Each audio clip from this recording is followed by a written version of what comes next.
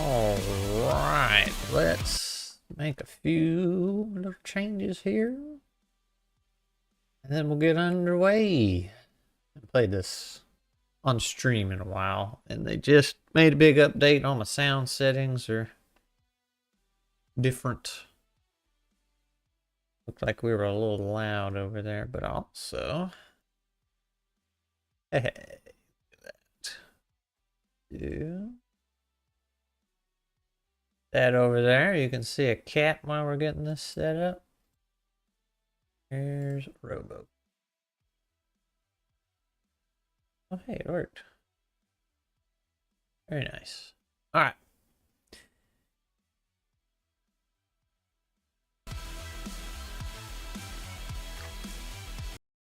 So, 1.0 happened yesterday. I think I did 2 runs just to try it out. Pretty nice, pretty nice.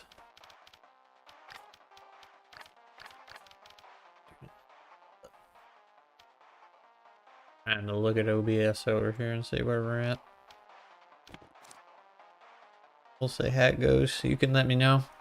The one thing, I understand them resetting some of the progress. Like, because whenever this game gets an update, it's usually a pretty hardy one, like lots of change. There's lots of changes, and there was lots of map that was walled off you couldn't get to. So I understand them resetting some of the progress, because now there's new map to explore, there's new hidden things to get, that I get. What I'm really aggravated about is them resetting all these upgrades, because this didn't change. Like, these are the same from what I recall. So, and this is just that faux roguelite progression, right? You're just, if you've seen my roguelite video, like, you know my problem with that, because it's really not progressing. Because you can go, like, I got it on the hardest difficulty over here. The game is meant to be played with all these unlocked, right? And then you play the harder difficulty. But, so you don't, you're just gradually making the game easier, right? It's balanced towards the harder difficulty with all these unlocked. So, I don't know. It's a very silly progression system that I really don't like. But it is what it is. The game is fun, minus that. But see, like, I played so long with those upgrades, like, I'm used, there's a thing right here I could grab. I have more options when I level up, perks to choose from, you know. Now I just got to go through that grind again, and it's really just kind of blocking you from experiencing the game, right? It's kind of silly. Let me tilt this camera just a little bit. Here. There we go. Now, here we go.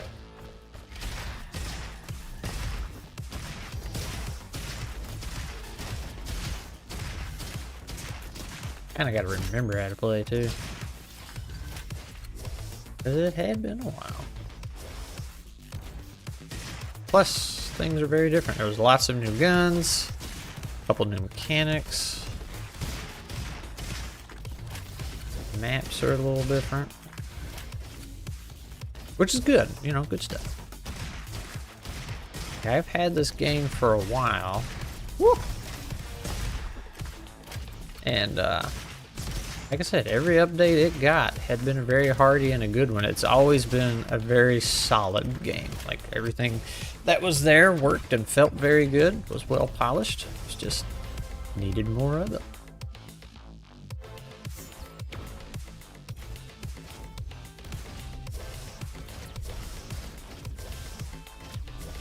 And now, like, I gotta be on the lookout for hidden areas and stuff.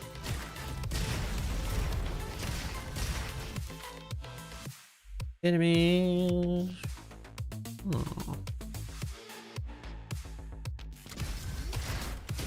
See, normally, because I had my upgrades unlocked, whenever I leveled up, I have like 4 choices, plus a couple rerolls.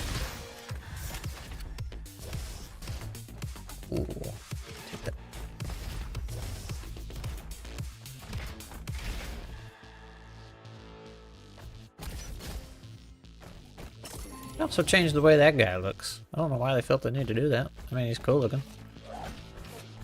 So was the other one. But not enough things for you.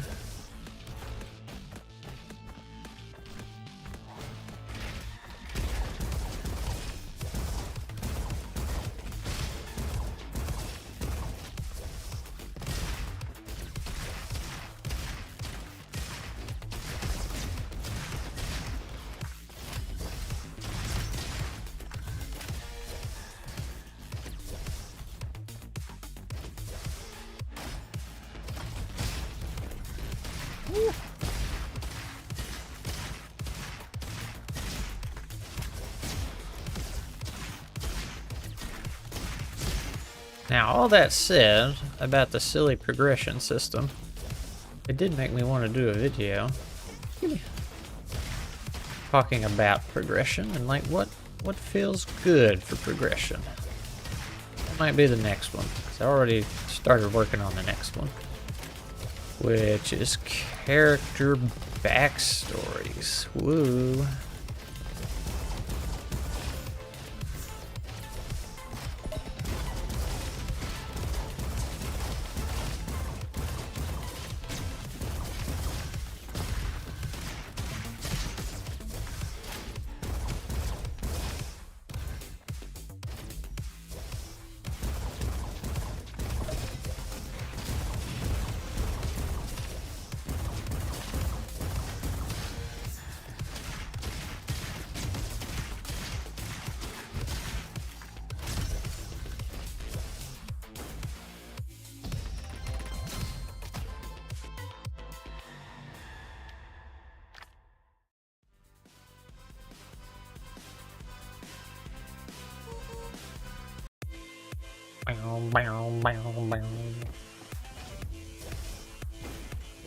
Can't do that yet.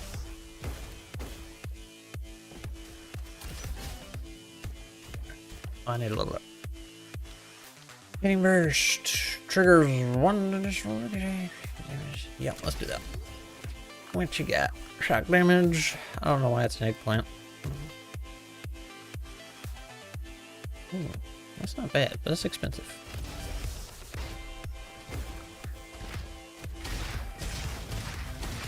Then I used to have a guy at those little checkpoints that could upgrade my guns for me. I don't have that anymore. I'm so sad. Actually, no, wait, I unlocked him last night. He was one of the early upgrades. He just wasn't there.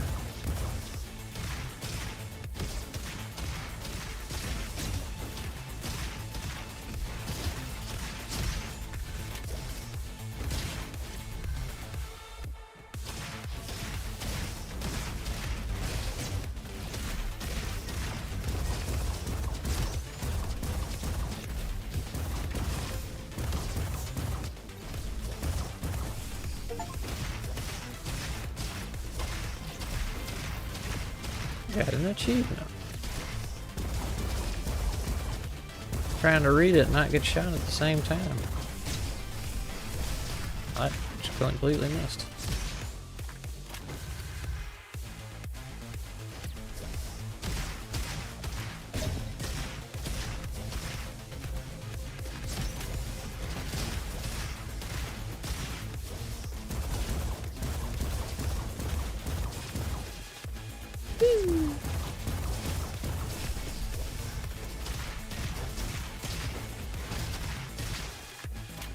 Alright.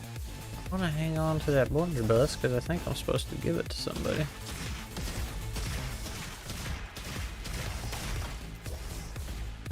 Ah! Fell off the edge.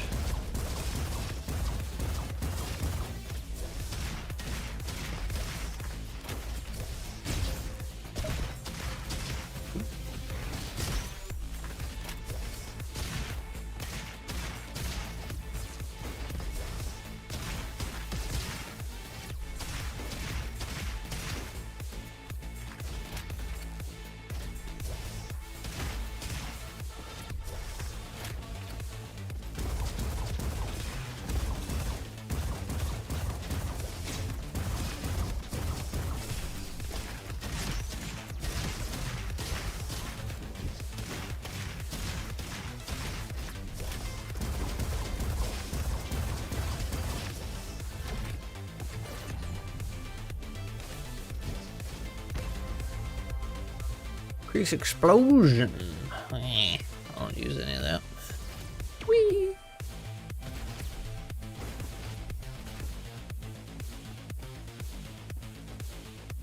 Right, I guess.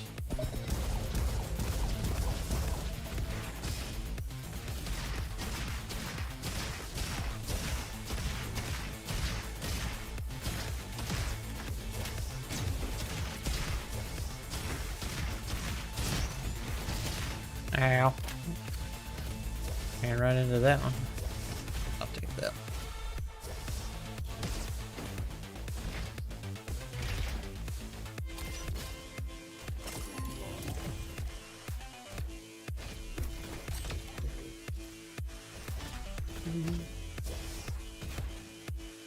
Aw, man. I missed an area on the map. Should have gone down south. Oops. Yeah, see, that's new.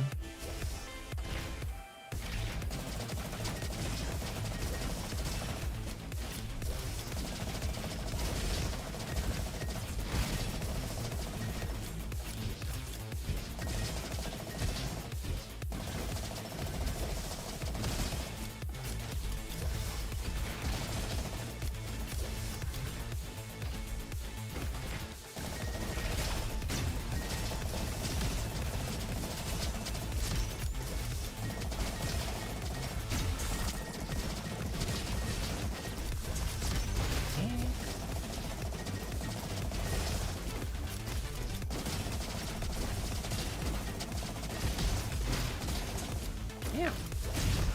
Getting shot. Increase maximum fury. Oh, here you know our face. Let's try that one.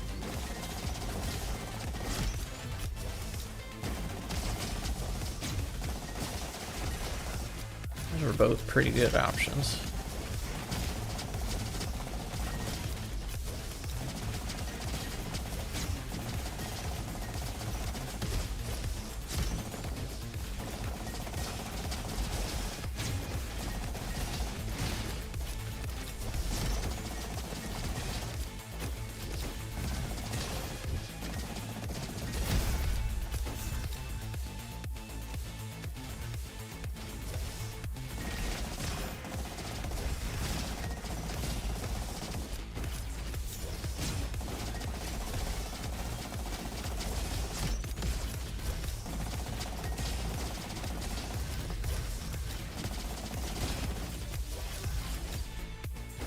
Huh.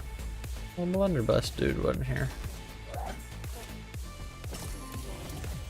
Thanks. I don't want to carry it forever.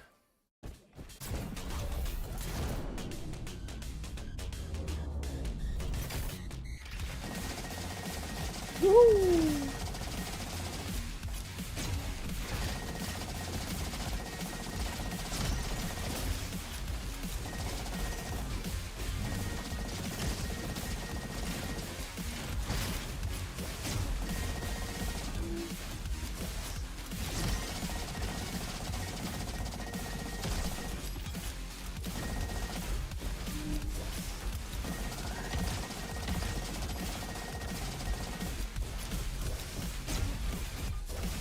Oh, I missed. I even missed something that big.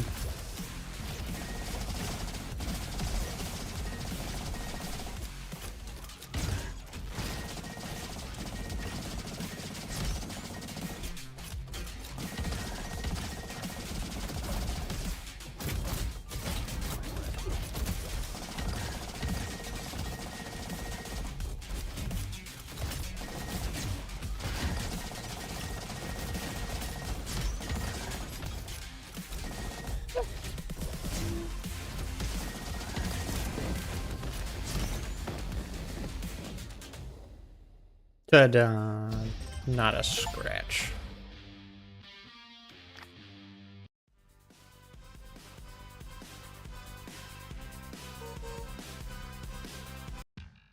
I think it's my favorite track in the game. Alright. Well, we might as well take a better blunderbuss. Yeah, I'm pretty sure we've already passed him. I don't know why he wasn't there. I'll probably never find that guy and the blunderbuss in the same run.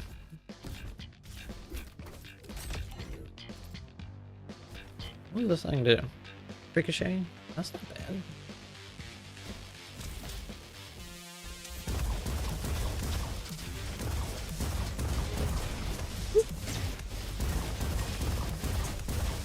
Damn.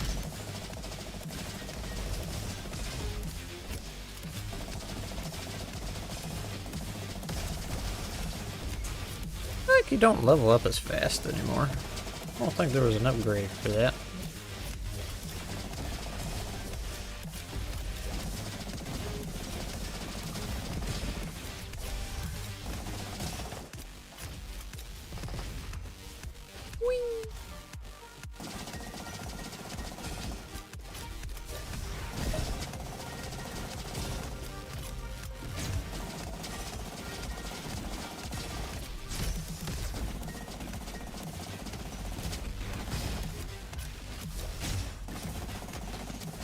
Shooting the wall. HP and level up. Reduce the amount of free points. That's not bad. Alright. Get some more damage. For fire. I guess increased fire rate does equate to more damage, right? Boom, boom, boom.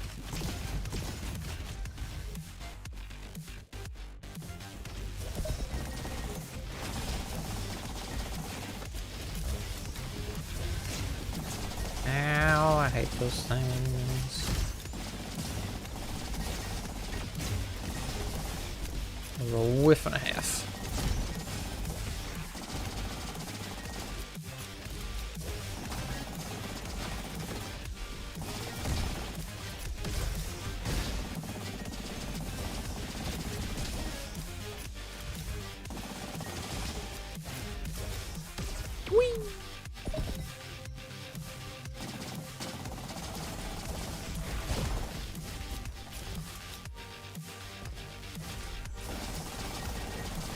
I'm gonna have to like do a playthrough on easy one day and explore every little nook and cranny.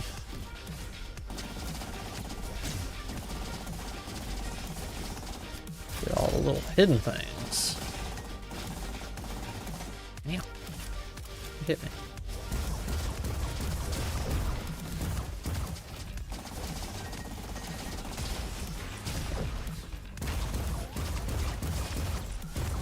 Ow, I'll jump into that one.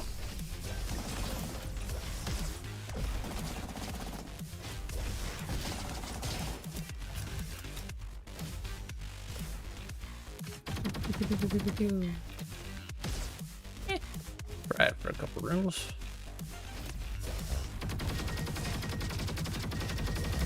Yeah, alright, don't like it.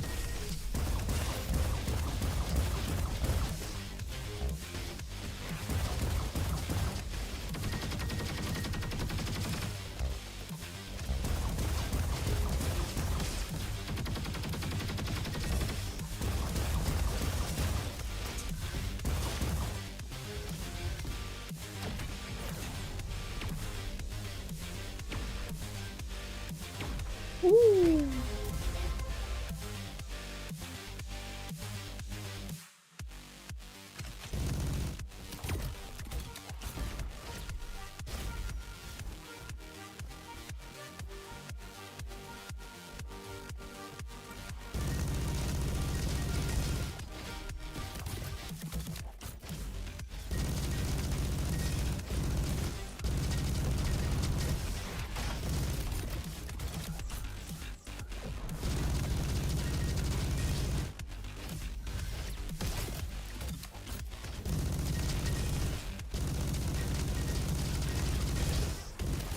Yeah, for a big gun, I feel like I should be doing a little more.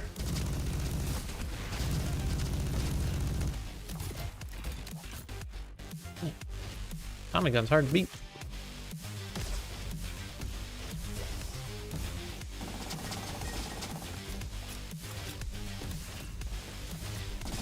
Lightweight, shoots fast, reloads fast.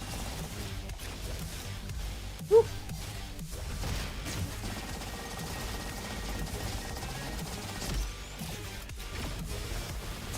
And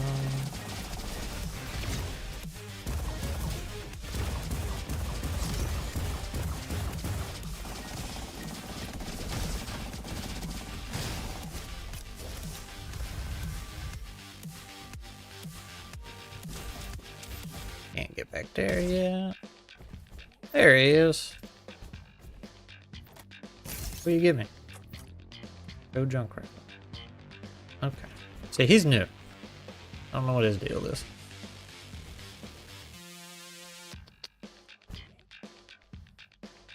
That's not bad. 6. Nothing else I can get in here. See, I used to have this room unlocked, but now I don't. Yeah.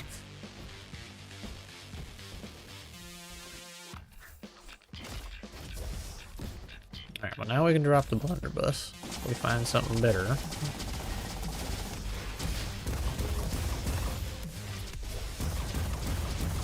Not that it's bad.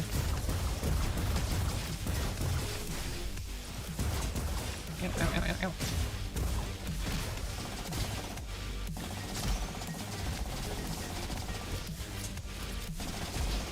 Yeah, I'm gonna die. This is where I about get to on the last 2 runs I did last night too. Just, I'm missing so many upgrades, you know?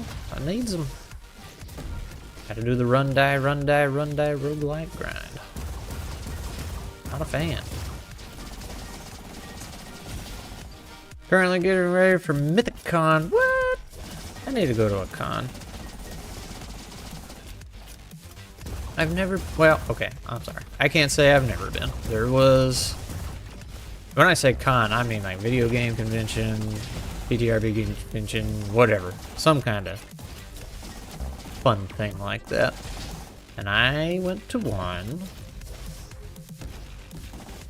a handful of years ago. It was in Mississippi, which is, you know, close to me. And it was sad. It wasn't very big. And I was super surprised they even had one in that area because of the area. It's like, what? This is Redneckville where they're having that. There ain't gonna be no, like, I don't remember what it was. It wasn't a video game convention. It was like an anime convention or something. And, yeah, it was a very sad turnout, very small. It was still neat, but, you know, it was about as expected.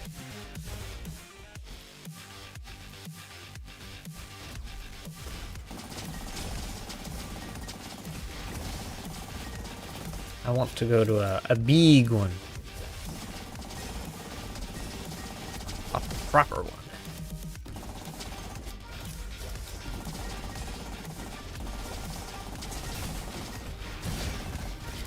Now, since I've started the YouTube thing and got into TTRPGs, I want to go to a TTRPG convention.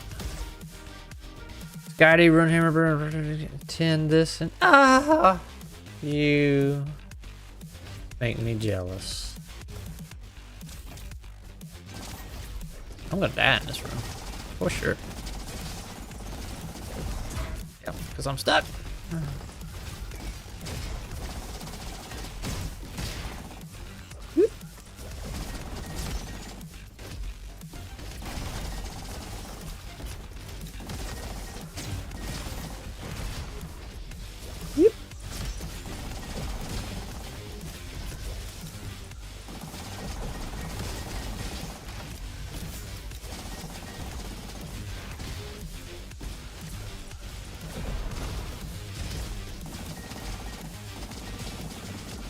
Okay, I'm stuck in a corner again.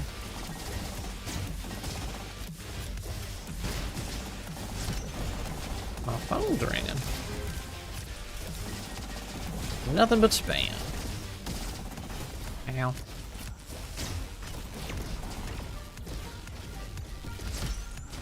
Grenades.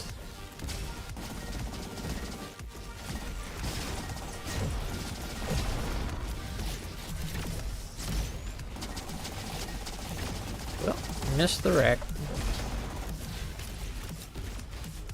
Round and round we go.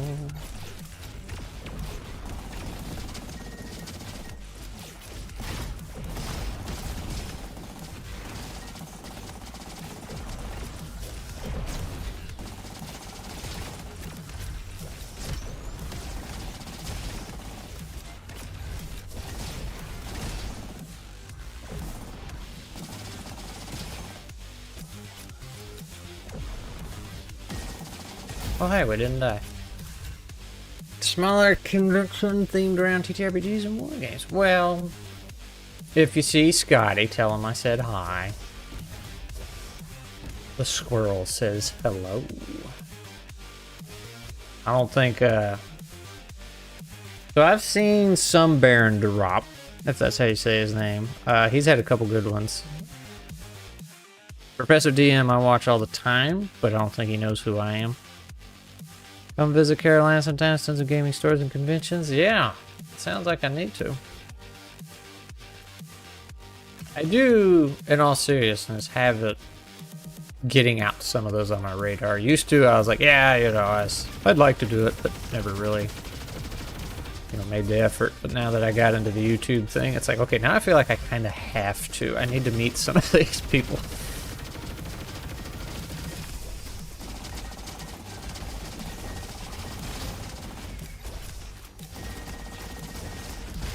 Write it off as a business expense, right?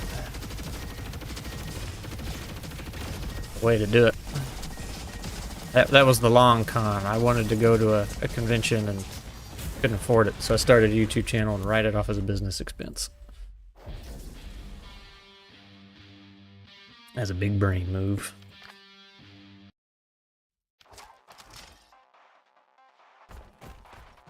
See, then we go over here, and then we spend them. See? There. Make things better instead of crippling yourself. So annoying. I just need to download like a cheat engine and give it all back to me. One power cell, repair bot, 15% more health. They have more chance to have a random offer. Yeah, they just make things better.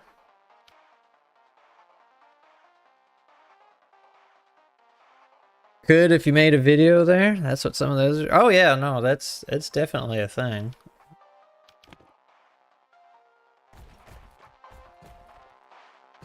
I think XP to level 3, he went to Disney World. Excuse me. And he made a video while he was there, so he could probably write his Disney World expense off, or trip off as an expense, or at least some of it.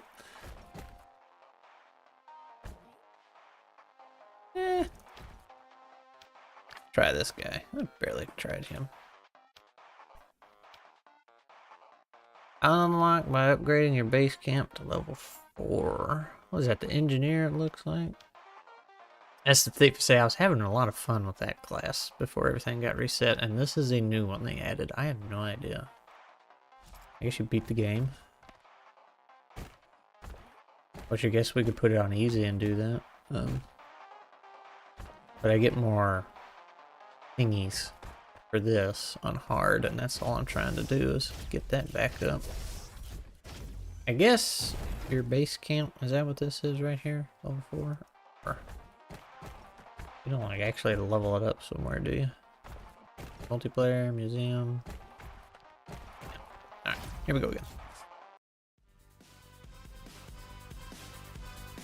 Definitely recommend your channel for some people. Yay, my man.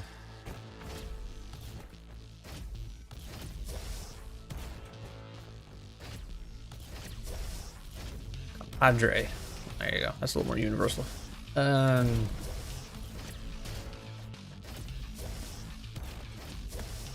don't know how I'm supposed to be able to make this jump. Can't get it. Need to unlock a third jump. Grab my shotgun.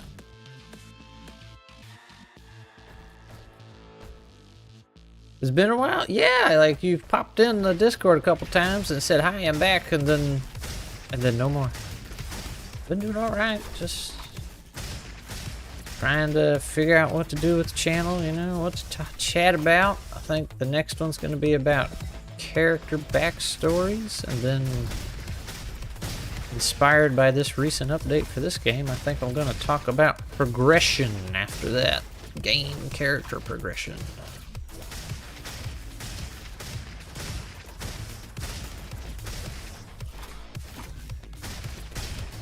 Trying to write books, same time, staying busy.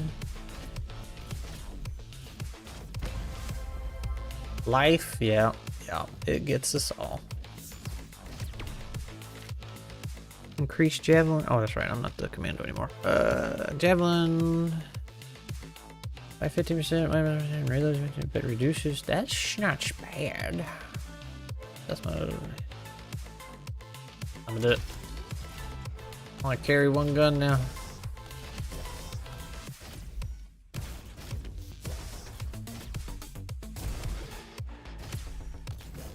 Oh, that was a brilliant throw. Yeah, that was also a brilliant throw. There we go. We got that one.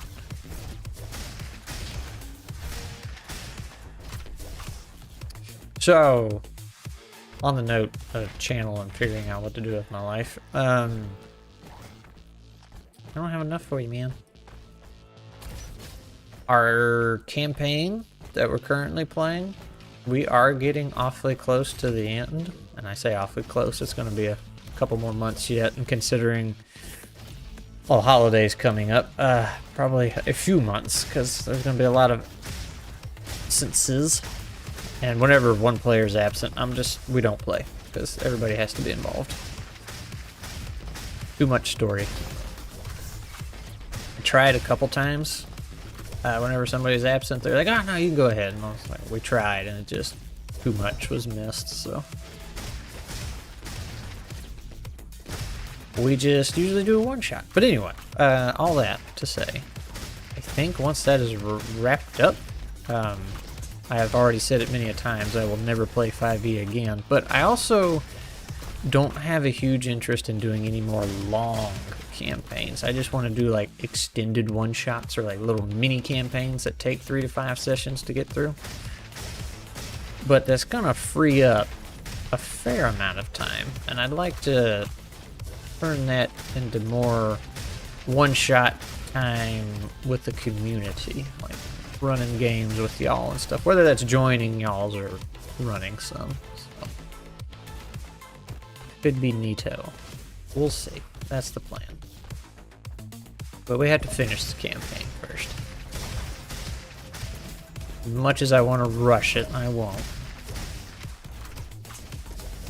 I'm so over 5e.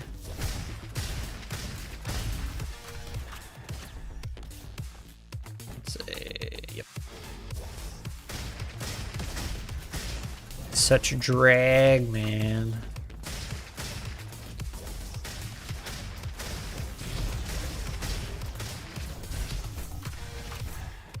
Oops. Hello. Attack speed. That's the fire rate. And a small campaign ran by you? Yeah, man. Now, see, we've done... Who? Yeah. We had the Western ICRPG, which was really cool, and then we had that other one. I guess that fantasy, where I was the dwarf. I was a preacher dwarf with a shield. That was pretty great. That was a fun one. And that one, if I remember right, you had like several paths or different adventures set up, and then we picked one. And it's like, all right, that's the way you're going. And yeah, we found that big robot thing. That was fun. Ooh.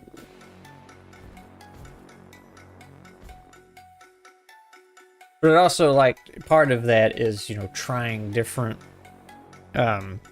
systems. And that's kind of what I want to lean a little more into the channel, is finding these little systems that aren't very well known. And like, hey, here, I found this little rules light thing. And we tried it for this many games. And we did this, and this. And it was really fun. Get more exposure to them. What do you do? What do you do?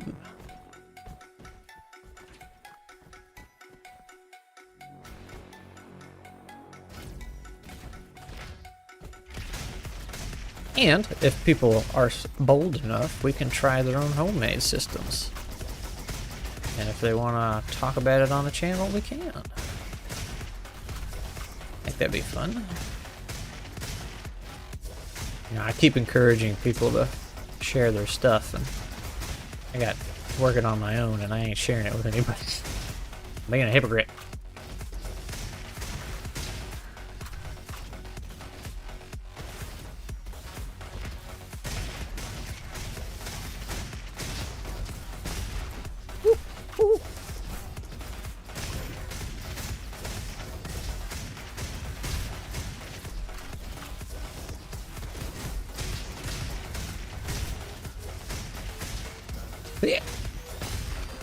No, almost got blinded.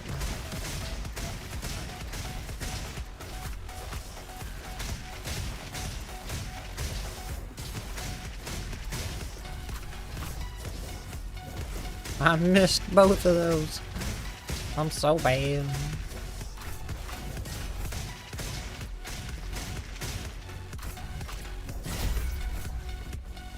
Own him. So yes, my long-winded answer of yes, I would be interested. I haven't seen much of Hamster lately either. He's been pretty silent. I played, I think, one game with him. It was spooky. Spooky. And that was in his little homebrew system, which was pretty fun. I feel like he's made some pretty significant changes to it since then. Oh, he blinded me. Specifically told him not to do that.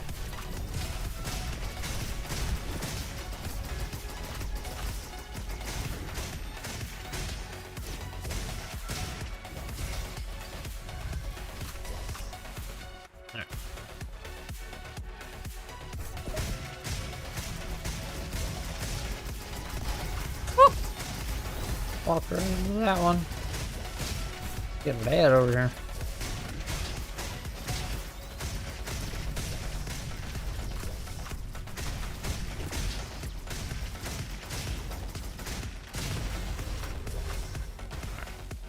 See something good. One additional javelin charge using stealth trigger explosion. Oh. Hitting an enemy with javelin increases weapon damage. Oh, that's nice. Do that. Oh, that's right. Oh, hey, it kept the buttons I pushed last time. That's nice. Yeah, see these little buttons. Apparently there's 2 more. I don't really particularly feel like searching for them, but I guess maybe we could keep an eye out.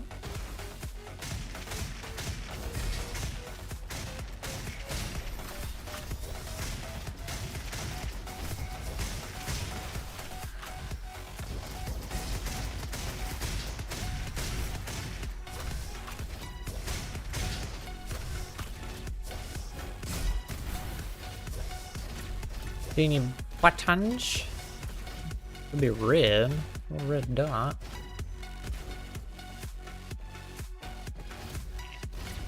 So I was saying we'd come back on easy mode and just look for everything.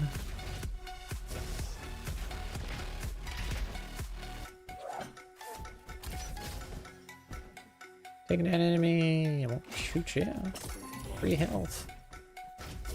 Anything back here? Hey! Oh, Iris won't order me to go back to the construction sites. Nobody believes me when I tell them that I can no longer work properly since Dr. Turret performed that laser surgery. I better stay in bed. Lay low next time.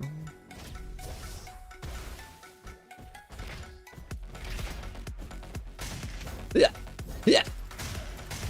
Wasn't enough.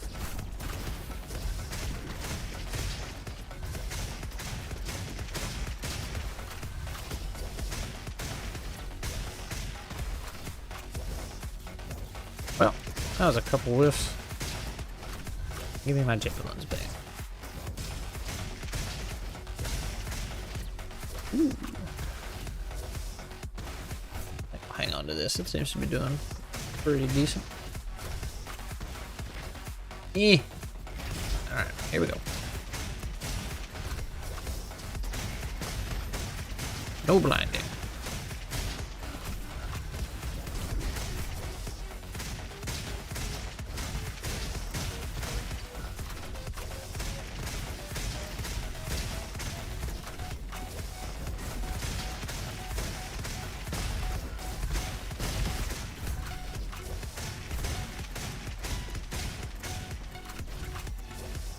Oh, I missed. Embarrassing. Oh, I missed that one too. I need those to hit. They give me a buff.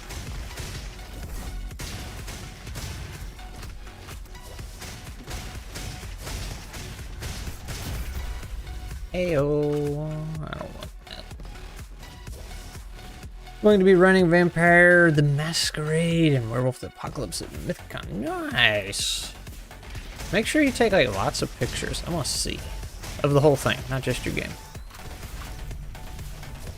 That's right, and you're a big Vampire the Masquerade fan.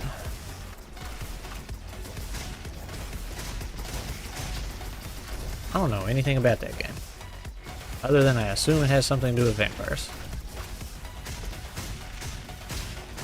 Is it like a really dark and gritty, challenging, most likely die kind of game, or is it pretty forgiving, complicated, rules light? What are we looking at?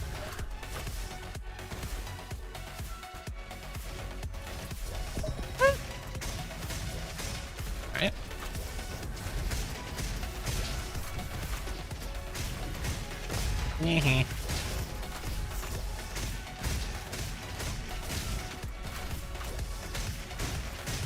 That's the thing, you get a shotgun, you just walk up point blank, and then you don't have to aim.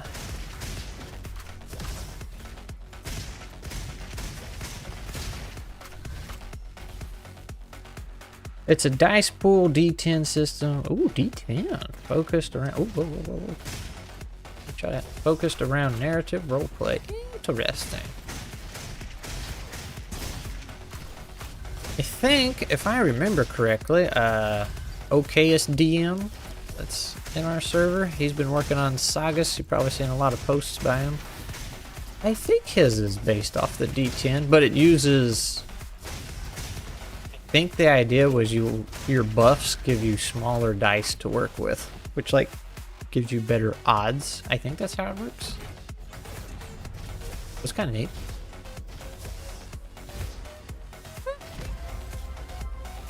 Oh, frame tour. Increase healing cells, efficiency. Ooh. Sure, why not? I like dice pools. It's fun to roll all the dice.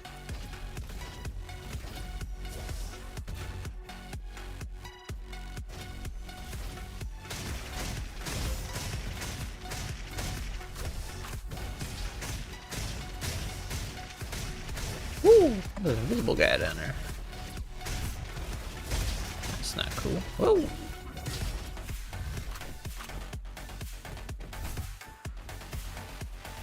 Alright, here we go.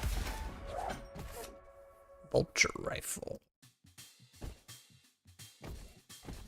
Gimme. Alright. 1 to 5 is a failure, 69 6 to 9 is a success. A pair of 10s is a crit. And, oh, neat. Adventurous. That's that one. I did a video on that. The guy reached out and he's like, hey, try my system. Yeah, you rolled D6s, and the amount of D6s you rolled depended on some stats you had, you know, what task you were doing, but it did that. I think if you got any 5s and 6s, that was a success, and if you got two 6s, that was a huge success, or, you know, a crit. It's kind of the same. Pair of 10s as a crit. Man, that's kind of hard to get a crit.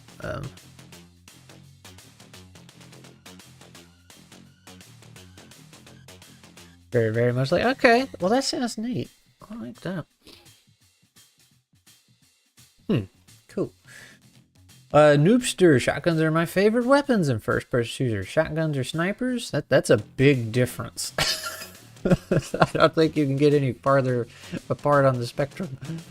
Dice pools add a bit more strategy to the RNG, which I like. Trying to think of what to play right now. I don't feel like playing any of my 50 games and too broke to buy anything. You could, if you're talking about video games, you could go download Hollow Cure. It's very weeb, but it's very fun. Both extremes are good. Oh, there's reroll mechanics. Okay, okay. Well, you got my interest now. Now, Vampire the Masquerade, it's a pretty old game, isn't it? Oh, whoa, whoa, whoa. I feel like it's been around a hot minute. Oh, he didn't fall down. Not that that's bad or anything, I just was under the impression it had some years behind it.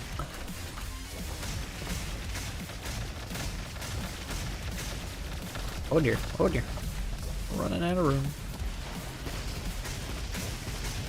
Ow.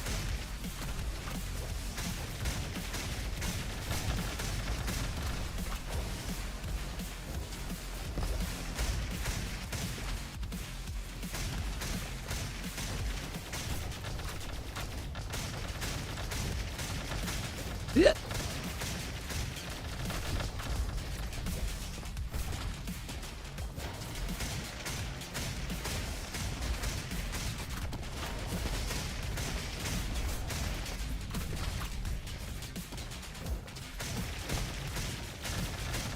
He's getting angry.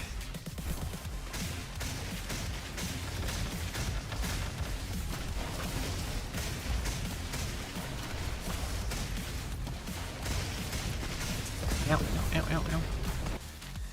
Increase weapon damage. Oh, well, that's a good one. Yeah, that's just straight up more damage. Since 91? Okay. I was thinking it was a little older than that, but that's still a good while.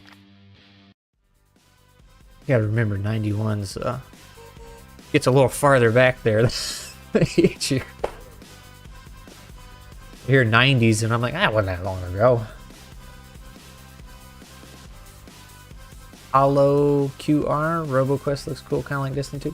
Hollow Cure, H-O-L-O, and then Cure, C-U-R-E. I think that's how you spell it. It's a Vampire Survivors type game, but it's free, and it looks very silly, but it's actually really, really fun. Yeah, that's how you spell it. Ooh. Oh, that's actually worse. Well, okay, it has a higher fire rate and higher range. Okay, I guess we'll try it. A little more concentrated. Increase healing cells. Oh, okay. Oh, HoloLive thing. Yeah, I'm gonna get. I didn't get any of it either. A couple people in our Discord had to explain it to me. I don't watch videos. Yeah, me neither. I don't understand any of it, but I play it. It's pretty fun. I did go watch it after I played it a bunch. I went and watched a video of like, wasn't really a full-blown documentary, but it was just about HoloLive, that whole thing, and it was actually pretty interesting, like how all that got started. But as it was showing clips of different things, I was like, hey, I recognize that character. I know who that is. They're in the game.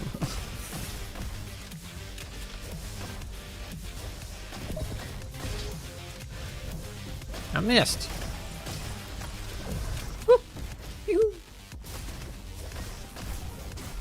Hee-hoo.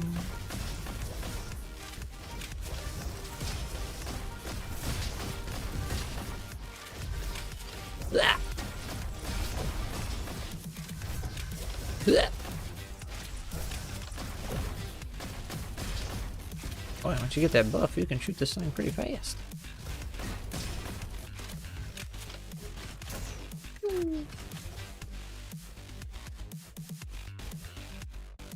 You went the opposite way. Yeah, I did. Played the game, then learned about it. I did. I forgot how I even found the game. Maybe somebody in the Discord told me about it. I can't remember.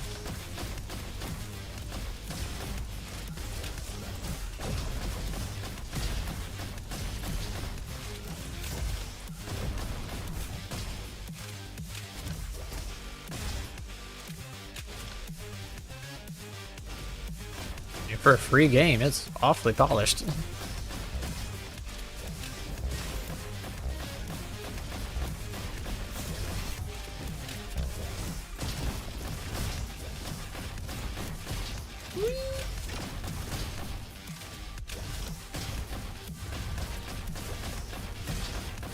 This thing shoots fast anyway. Alright. Well, this gun's alright. Be a shame if we died and lost it.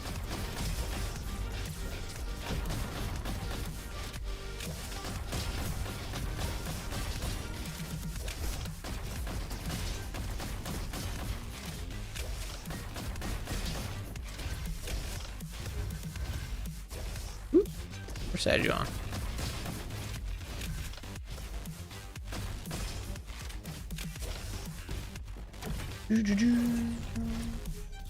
Boing. Ow. Boing. Whoop. Almost didn't make it. But yeah, we're definitely hanging on to this gun. Oh, I guess it does shoot faster because I have that buff. The one gun thing. Literally just wishlisted World of Horror, got the monies, finished the lilies as well. It's pretty fun. Bugged out and had to wipe my save. Oh no. A game called Anne. I don't know that one. I'm not into horror games. Just not my cup of tea. I do like, and they need a better name for this. See, some folks will say, yeah, that's just a different type of horror. So I don't like the horror, both movie and video game, that's just gory, violent, twisted, disturbing. I don't like that at all. Doesn't do it for me. I do like whatever the original Aliens movie falls under, Super Metroid, which, you know, was heavily inspired by the original Aliens movie. That whole, like, the single, in Aliens case, it was, I am about to die, the single creature they knew nothing about. Spooky, right? And this thing's just picking them off one by one by one. Whereas Super Metroid, you're alone on this alien planet, and you really feel the alien part of that, right? Like, everything's spooky, weird, and the music is just like kind of eerie, you know, it's spooky. Didn't the Alien movie have a good amount of gore? Well, I mean, it came out in what, the 80s, so maybe. How realistic looking it was another thing. I guess really the only gory thing about it was when the thing came out of dude's chest or stomach, whatever. But it didn't like rely on the gore. That wasn't the part of the movie, right? Like where something like Saw or something, you know, that's just like, oh hey, how much blood can we get on the scene at once? What is Wild Rush? That's that. Oh, okay. Yeah, I'll do that one. Survival horror, yeah, might be what you could call it. But as far as movies go, if you remember a couple older movies that are made by the same guy, Signs and The Village, those are the kind of spooky things I like. Where there's Signs, and I don't think The Village either had any blood or gore or anything. It was just all the suspense of it. And, you know, an actual plot. Not just, hey, how violently can we kill these people?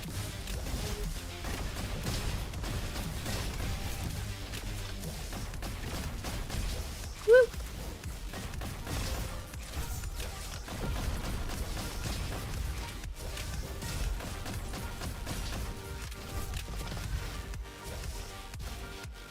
There's a level of gore where I just close my eyes or physically put my hand on the screen. Survival horror can also include survival games with horror elements, which isn't what I normally look for, though it can be good. Yeah, I just... See, when you say survival horror, like, Super Metroid is not what comes to mind.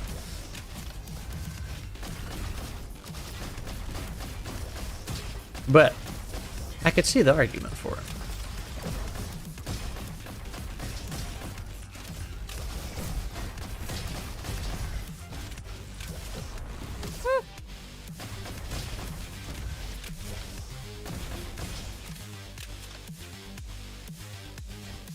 Wait, is the forest survival horror? I guess not. Look, I didn't like the forest. See, that one leaned a little too much into the grimness for me. Also, the second forest does look pretty fun. I forget what it's called, but the first one, it was just too janky for me to play.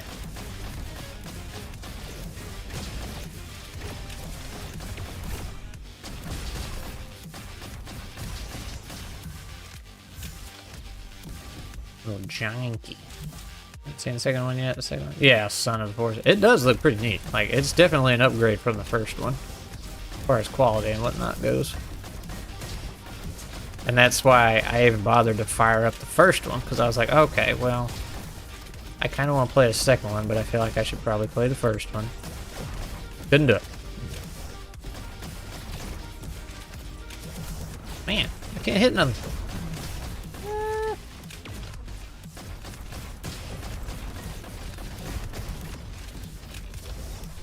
Wow, I went between both those guys. Actually took talent.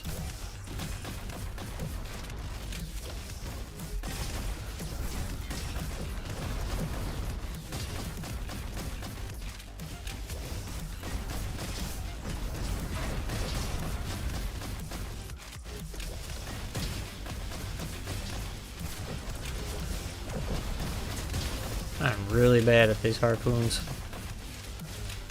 Yeet. Yep.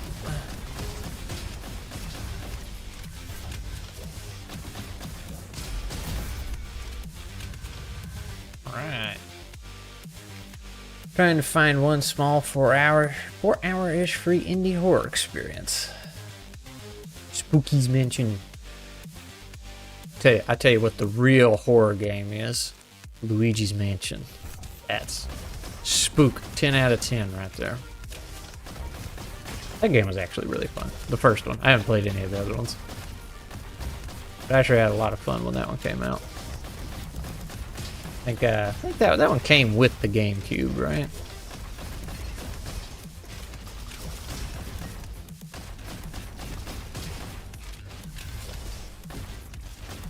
Well, the noon whistle is going off outside, except it's 11 o'clock. Somebody forgot to set their clock back.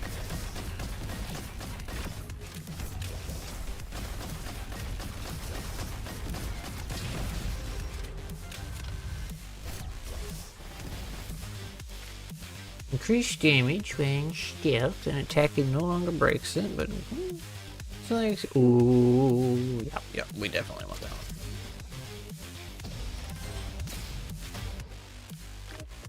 Also, really want to go to Switch for some Pokemon games. So Pokemon show. Yeah, see, I need to finish Breath of the Wild. I'm right at the end. I just need to go in and stab Ganon. That's all I need to do. I want to get Tears of the Kingdom. I want to get Pokemon Snap. I want to get the Metroid Prime remaster. But good googly moogly, Nintendo games are just too expensive, man. I can't justify it. It's like I can get on Steam and buy a game for $3. A good game.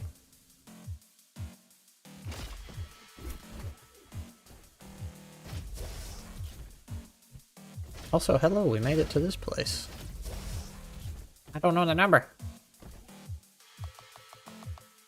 What's the number? That ain't that. Ain't that either.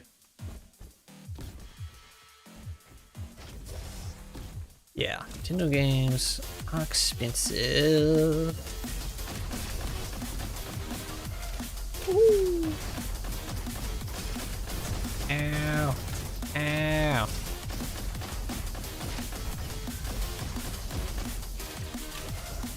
Miss. Man, that music just gets louder and louder.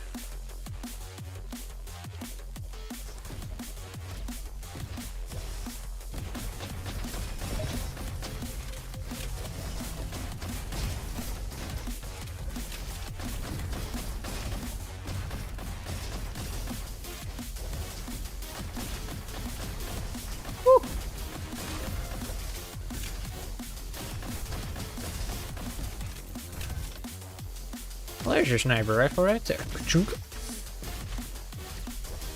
sticking with this one though. Oh, he moved.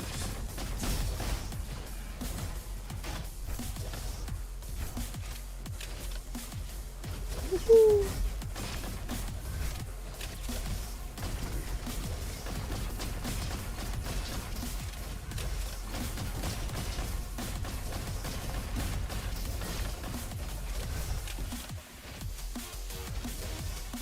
Almost always prefer indie. Yeah, there's... I don't know, you gotta watch out for them. It's kind of gotten to the point where it's 50-50. Well, maybe not. Usually, indie games are pretty good, but... Triggers an explosion. Yeah, seems kind of nice. But it shoots so slow. Sticking with this one. Which means I wasted potential things I could have got there. But I was going to say, some of the indie games you got to watch out for because they're just straight up scams. Bad, or what I really hate. I'd almost rather be scammed, honestly. I hate it when they try and give you the sob story. It's like, oh, you know, I moved in with my mom and it's always been my dream to make this game. And yeah, it's like, dude, just tell me about the game. And if it's good, I'll buy it. Don't give me the sob story.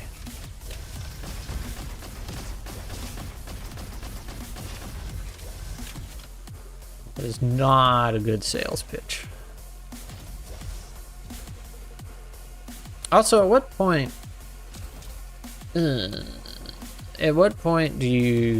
are you not indie? Because at one point, indie used to mean a single guy, right? Just one dude or woman, just one person making a game. That's what indie developer used to mean. Now it's like, I swear you can have a 20-man team and you're still an indie. It's like, where's the line drawn?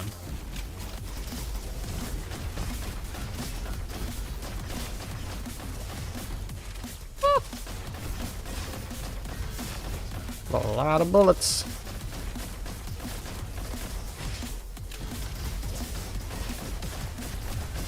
A lot happening right now. Oh.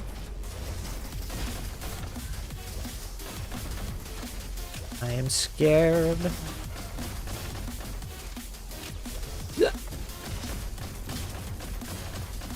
I am less scared. I am alive. Almost. That's a good question. I have no idea. Either one or a very small group of people. Actually, there are single A games. What is a single A game?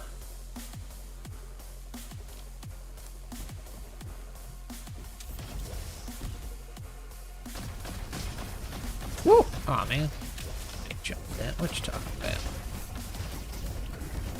Oh my gosh. I missed both of those. Ow, ow, ow, ow. You hurt way too much.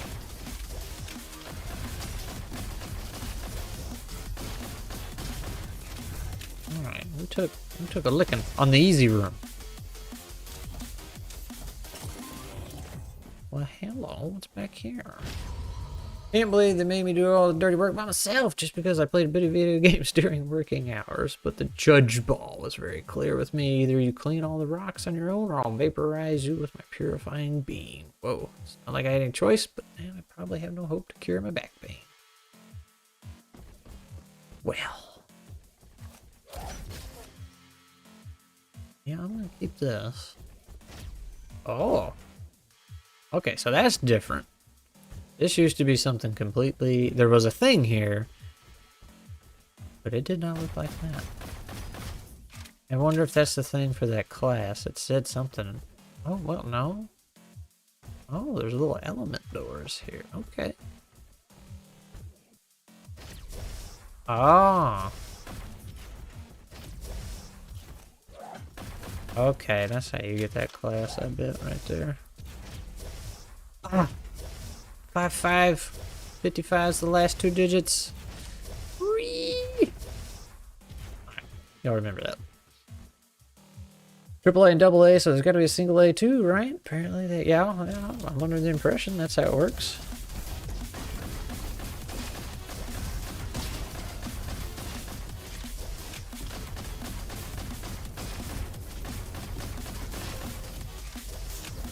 Oh, that was almost on him.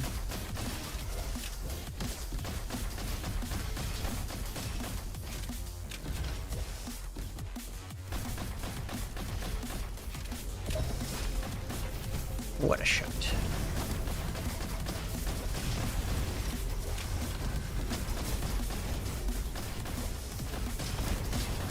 Ooh, fire. You just keep that away.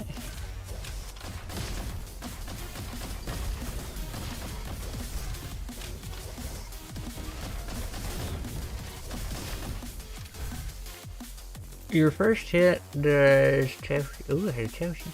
Nice. Increase. Well, we're definitely not doing that. Alright. That's an easy choice.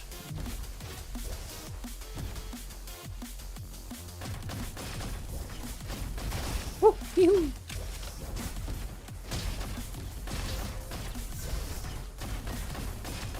Stay back then, sir. Ow. Right into it. Ram shotgun. Well, look at me collecting things. Oh wow, Itch has a lot of forward in it. I always forget Itch exists. Like, you can get some good stuff on there. Well, a lot of trash, but there is some good stuff. Wow, that was some good shooting right there.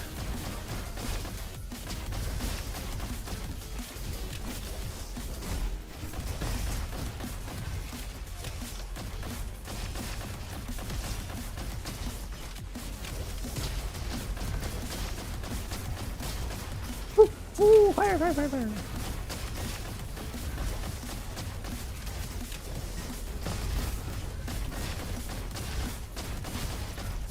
Y'all are not getting distracted very well by the distraction.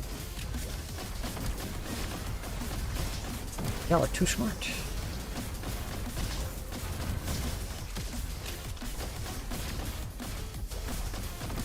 Stay away, Mr. Fireman. Aw.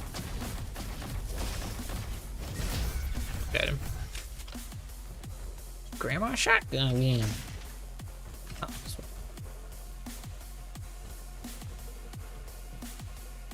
Oh, you've had some really nice aim this entire time. Yeah, not really. Not with the javelins. That's been super bad. Okay, that one was good. I got 2 people with one.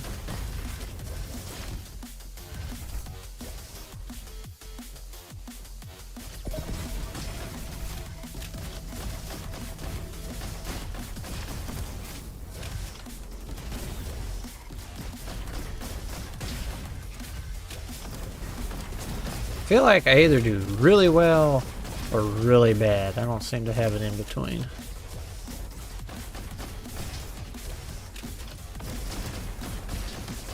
You either get in the groove or out of the groove. Dual boomsticks, those are new. I don't know anything about those. I'm gonna stick with what I know.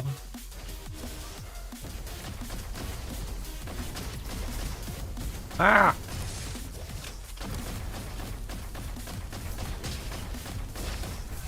Woo! Oh, that got him.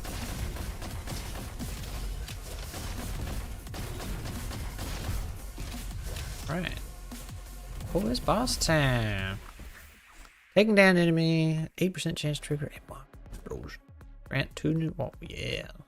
Well, I gotta pay for those. Well, I paid for it. I applied a Sir Cater Coaster Squire. It allows me to stop breaking my back on these construction sites. Hey, it's another one from Danny Lazy.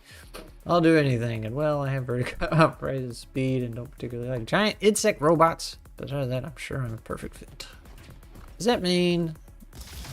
Oh, no. Okay. I thought the guy I was talking about was going to be the boss. I don't like that one. Judge ball. Oh, oh dear.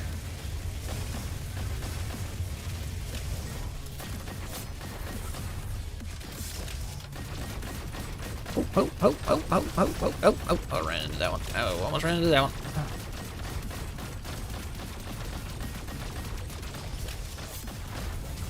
Ooh, we both got hit.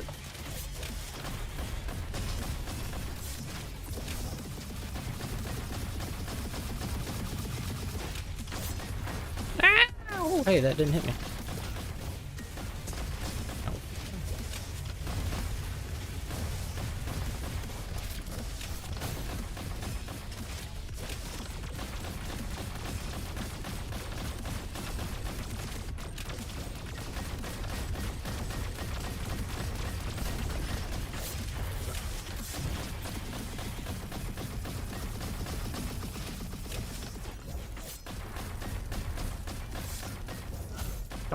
Put shield up right when I was about to hit him.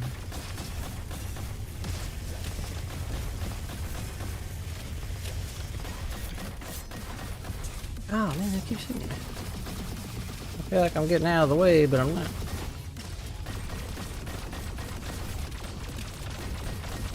Nope, nope, nope, nope, nope, nope. This is bad.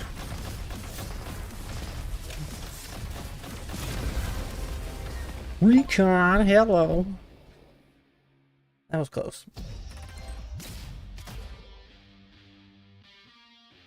Oh, howdy, Squirrel. I'm Jacob from Avenue Studios. How are you doing? This game looks interesting. Well, hello, hello. I know you. Yeah, it is an interesting game. I guess it's fun. It just hit 1.0 yesterday. That's why I fired it back up. We actually have cutscenes now.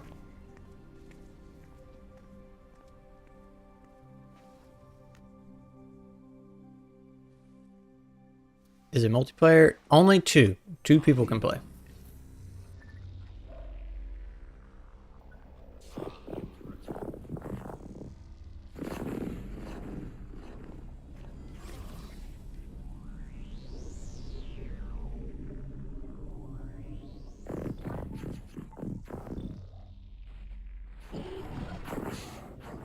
I'm not a virus, I'm Iris.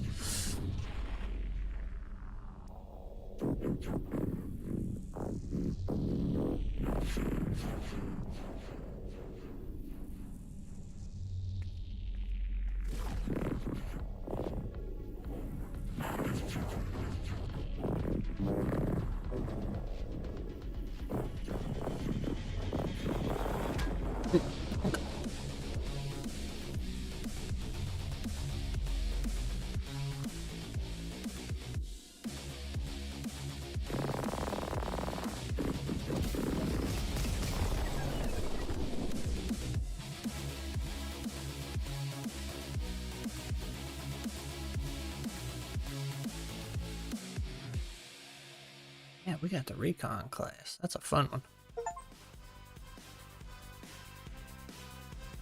Yeah, only two people can play at a time. Which makes sense. I feel like it'd be kind of hard to balance out for more than that. Ooh.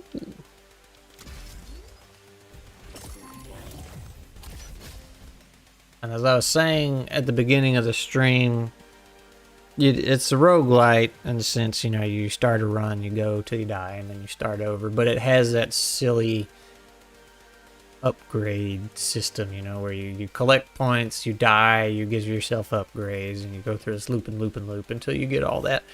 Really not a fan of those because, like, the games are usually balanced for you to have all those upgrades on the harder difficulties, so it's like, I don't know, it feels like a faux progression system. Does it have any RPG elements? No. Like I said, there's just some upgrades you can get to make your runs basically easier. Like there's upgrades, this guy will heal more. Weapons have a higher chance of having better stats. Those kind of things. Typical roguelite nonsense. But no character building. There are different classes to choose from. Like, I am the ranger. I have this harpoon I can do, and I can turn invisible and make a decoy, which has finger guns, so that's cool.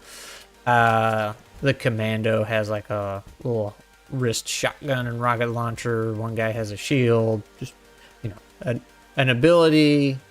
They each come with two different abilities. Your special, and then your melee kind of thing there. There's also, you can pick gadgets before the start of your run, like 2 or 3, which do very small things. They're not unique to your class though. They're shared. But it's a lot of fun. I am salty that all my upgrades got taken away with the 1.0 release, because I don't want to do the silly little grind again, but what are you gonna do?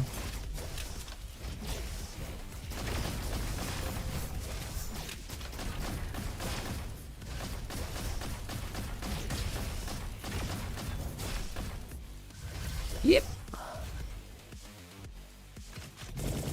Yeah.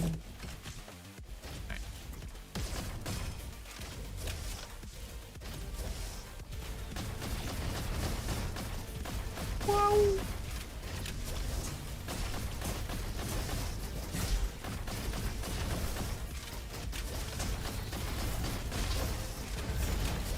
Probably, not to be negative, but I don't predict we're going to get too far in this level. I'm just not seeing it.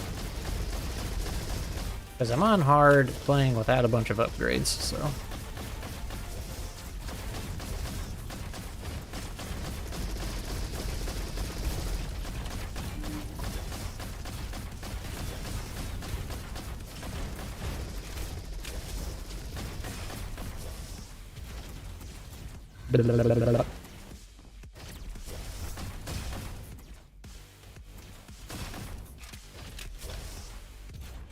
I will say, now that I've belittled it for being a roguelite, this game has been very solid. Its whole early access period, like, I don't think I ever hit any bugs with it, and you know, everything always felt very solid, very polished.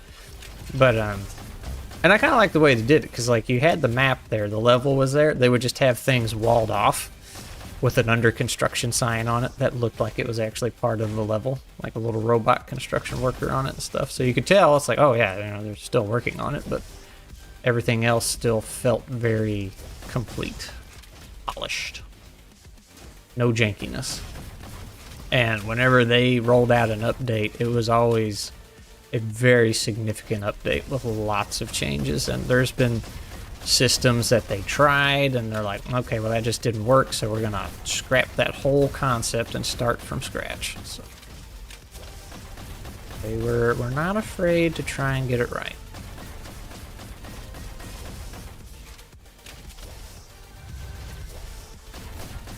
Like there used to be this whole mechanic system where every gun fell into one of 3 types. Was there 3 or 4? Like there was laser, ballistic, and explosion, and that might have just been it. And you could, when you leveled up, you could upgrade a weapon type.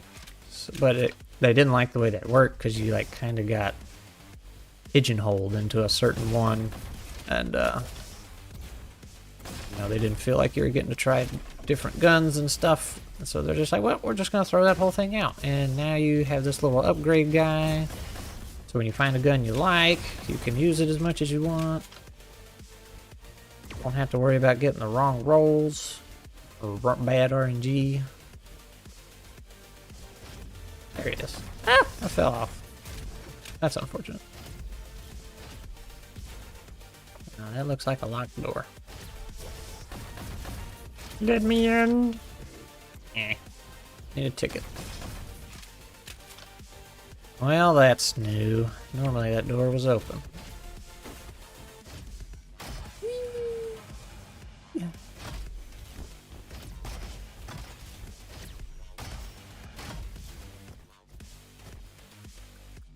I guess we'll go this way.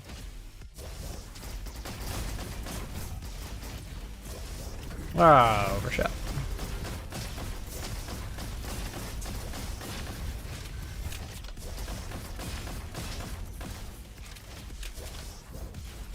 How dare you dodge?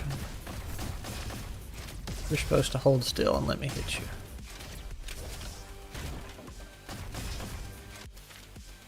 Increase javelin auto crit by 20%, and it's critical damage. Well, that's nice. While awareness is fully charged, increase armor. Let's do this. Oop, wrong button. Pro gamer move. Push the wrong button.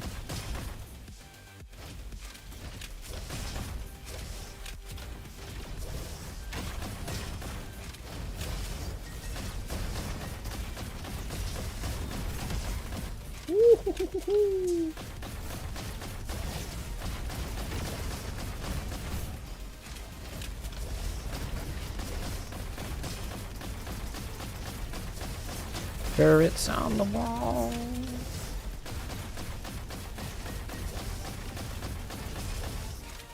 Woo.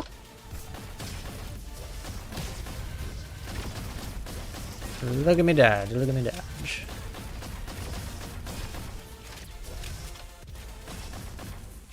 Laser dodging. Ah. These locked doors. What am I supposed to do with locked doors? What a toss.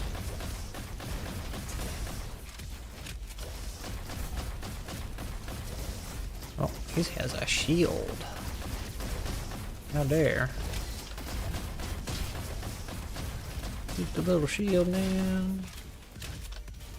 Alright, we're kind of in a bad way.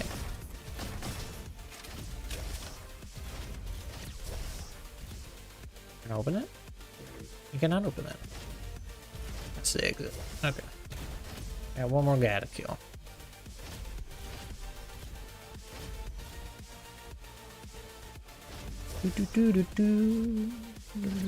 Woo! That's another solid toss. Another solid toss. Alright. Have mercy.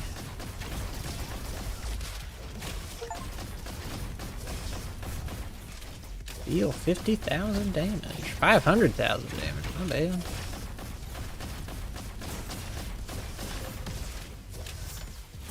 Hard to read those achievements when you're trying not to die. And aim.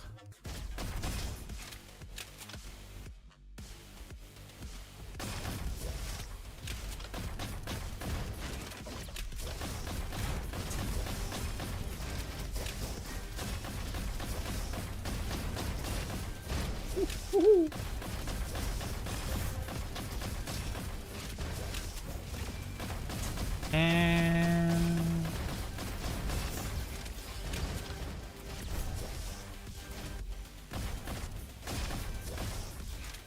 can't tell what's a turret and what's a light fixture. Whoa! Ah, I saw it. You've been running any games lately? So I run very, very, very unfortunately a 5e campaign on Sunday evening. My little friend group. Those are the ones that got me into all this to begin with. We are, and I was actually just talking about this earlier. We're getting close to the end of the campaign. I would say if we didn't have any missed sessions, because if one person can't make it, I don't have the session. We just do a one shot and something else. If it would only be a couple more months if everybody showed up, but with the holidays coming, that's probably not gonna happen. We're gonna have some absences, so which is fine. But one guy's also has 3 children, very small children, and is on the other side of the world, so he's the one we usually have the hardest time lining up with. And but anyway, all that to say, probably a few more months, and when that clears up, I want to take that time. I absolutely have no more interest in 5e. I am super done with that. We'll probably never touch it again after this campaign, but I also really don't have any interest, or I want to stay away from long-term campaigns, and I want to focus more on one-shots and whatever you would call an extended one-shot that takes like 3 to 5 sessions to do. So an extended one-shot, a mini campaign. I think I've heard you and Adam and Dan and refer to them as some shots. So maybe that's the correct term. I don't know. I want to do a lot more of that because I think those would be more fun. They're more easily digestible. But I also want to do that so I can get into try more systems, because on the channel I want to start exploring more systems like EZD6 and ICRPG, things like that. Mouse readers, that we've been doing that on the side. And there's a bunch of little independent ones I want to try, and like I want to experiment with the systems other people in the group are making, things like that. That seems fun to me. I'm like, when I first got into TTRPGs, which wasn't but a handful of years ago, right away the part that interested me the most was the rules and mechanics and trying to make things work and all stuff like that. So I'm interested in trying out other systems. We love mini campaigns and are a blast. Yeah, I think that's the way to go, because like the first campaign we did was 18 months, and the entire campaign was based off everybody's characters' backstories. Like I intertwined them all together and made this big overarching thing, and that was really, really, really cool. And I didn't really have the desire to do it again, but it was neat. Then our second campaign, I tried to lean more towards, all right, here's this overarching story. Actually, here's how you could explain it. The first campaign was, hey, it's y'all's world, I'm just living in it, I'm running the game in it. Now it's, okay, you're in my world, you're living in it, right? So I tried it both ways, and it's whatever, but it's just so long, you just, even if you're having fun, everybody's having a good time, everybody enjoys each other's company, it gets to be a grind after so long when you meet at the same time every week, and it's just like, you want a little bit of a break. So that's why I feel like those little miniature campaigns would be a lot easier to digest. So it's like, okay, you get all excited for a new adventure, and then you just do it for 3 to 5 weeks or whatever, and then right when you start wearing down, it's like, all right, we're done. And you can take a break, a few weeks off, or just start something totally different, give you that refresher. We love mini campaigns are a blast. Savage Worlds is amazing for it. So I have seen that name. I know nothing about Savage Worlds, but I see that name thrown around all the time. Savage Worlds is amazing for that. Sagas, EZD6, Open Legends RPG. I haven't messed with it. So Sagas, he's OKSDM. He's in the Squirrel server. And he's been pushing Sagas for a long time, and we tried that not too long ago. There were some things we were very confused about, but it did seem like a pretty cool system. I need to go. He's got lots of, and I appreciate this, he's got lots of different videos on his channel of him playing different games, or that game with different people in different settings. So I need to go see like how some things work, but it did seem pretty neat. Noobster says, time to head out, enjoy. All right, Noobster, go enjoy your random game from itch.io. But yeah, I don't know if you were ever in any of our Around the Hearth discussions where I mentioned that I don't have particularly a lot of TTRPG experience. I guess we've been running this campaign for a couple years now. And then the other campaign was 18 months. So like that's my experience right there. When I started my channel, that's when I started trying different systems and stuff. But I do not have a whole lot of TTRPG experience. We will be playtesting it in our December on live stream. Nice. He swindled y'all into doing that. He's been marketing the heck out of it, man. He really wants to get it out there. I don't blame him. It's I've been working on one too, and like the fun part for me is just trying to make it work. Like I was saying earlier, the rules and mechanics interested me. Trying to do all that. We run 12 games a week, so if you ever want to chat DM, ooh, that's right, because unless I'm getting my names mixed up, you're the one that very recently went full-time paid GM, right? Isn't that you?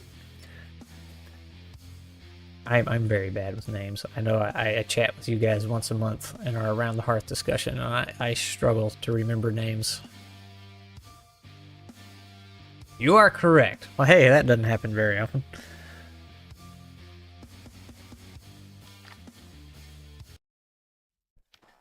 Yeah, man, 12. So I know I crap on 5e a lot, but like, I guess I need to clarify more often. Hey, if you enjoy it, it's fine. Please play what you enjoy. It's just, it's very not for me. But man, I could not. You could swindle me into playing a TTRPG with total strangers, like just randos. Getting online, it's like, all right, let's grab 5 totally random people and go. But man, I would never. There's no amount of money in the world that could make me do that with 5e. I just, it's gambling with my health. I don't know how you do it. 12 games. Say, I only run one game, and that's the campaign one a week. I've tried doing that and a one shot here and there, and I just, I see people, they're like, oh yeah, I do 2 or 3 or 4 or 5 games. And I was just like, how in the world? How do you do it? But I guess if it's your job, that's obviously a little different. Only one of them is 5e. Hey, smart man. I just don't like 5e, man. It's more chance to have a random alt fire. That one. Oh, definitely that one. Yes. And we're out. What was I saying? Oh yeah, I was like, I almost, not that I'd want to get into that argument with somebody, but I feel like I could almost make the argument that 5e is just poorly designed. Like, it's just bad. But again, if you enjoy it and don't mind homebrewing everything, that's totally fine. When you DM a system like Pathfinder 2nd Edition, find a ton of support. I got the goofy emoji thing in the way.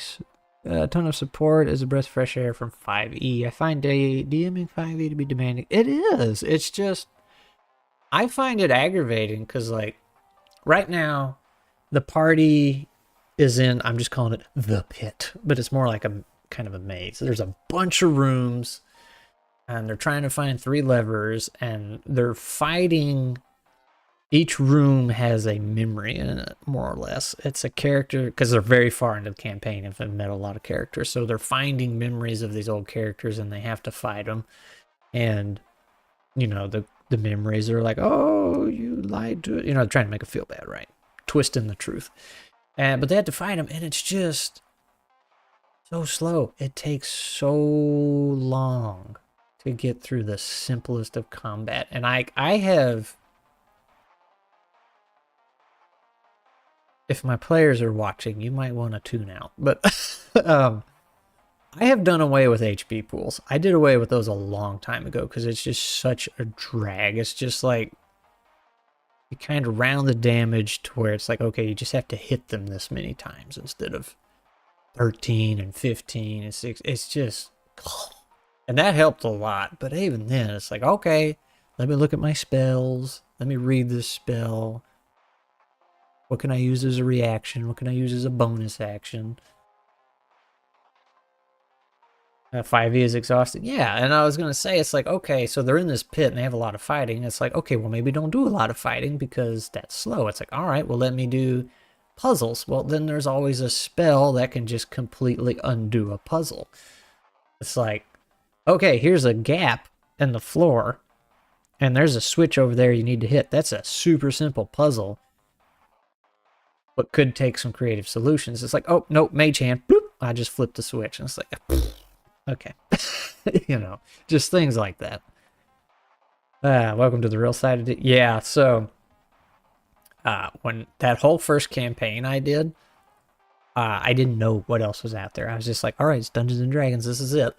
And, even then I thought it was terrible. But when I tried, Easy D6 was the first not D&D thing I tried, and the idea of strikes instead of HP pools, I was just like, holy crap, that's amazing. So, challenge events are a fantastic way to get around combat and generate story. Yeah.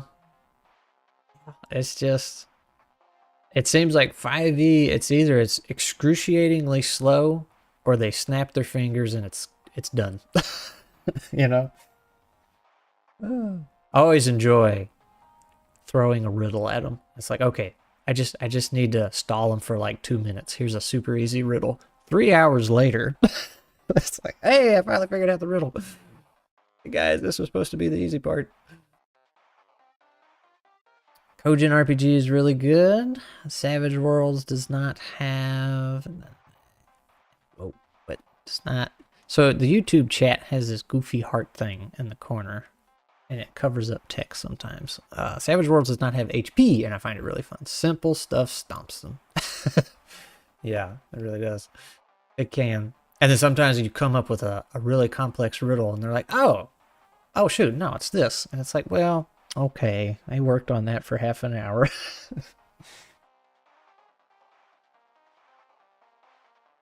But yeah, I'm a big fan of rules like. Now, obviously at this point in the game I've heard of Pathfinder, but I still don't know anything about it. Isn't it also a super duper crunchy system? Like maybe even more than 5e? Or is it just crunchy but makes sense? Well, there's a lot of things in a D&D that aren't very clear. Hello, Thunderwave. Is it a square in front of you or is it a square around you? Yeah, I remember the very first campaign, because I got thrown into a GM position. Like, I didn't... It's a bit of a story there, but I got thrust into a GM position with pretty much no play experience. And, man, through that whole campaign, it's like, I feel like these rules really suck. And then, but I was like, I'm not gonna change anything. I'm not gonna homebrew anything. I'm just gonna run it, make sure I understand it. And then the second campaign, I'm changing all kinds of things. Pathfinder 2E is crunchy, but makes sense in okay, well, see, that's fine. There's one game coming out called Break. Like you break something, and it has 2 exclamation points at the end of it. 2 guys in our little campaign play group, they're very excited for it, and I've been looking at it, and it looks neat. The book is very, very pretty. It's on version 0.9 or whatever. Like they're just fixing typos at this point. Okay, so you know what it is. Yeah, so that's like a big book, but it looks, I'm not intimidated by that one. I was like, okay, this just looks like it has a lot of flavor, a lot of options and stuff you can choose from. Like, that's fine.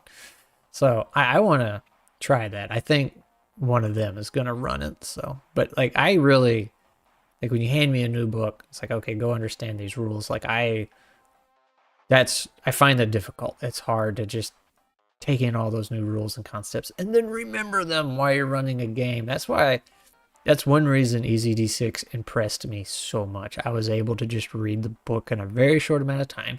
And as somebody who reads very, very slowly, I was like, wow, that's impressive. And like, I'm pretty confident I remember most of this enough to run a game pretty smoothly. And we did. Like, we barely had to look anything up.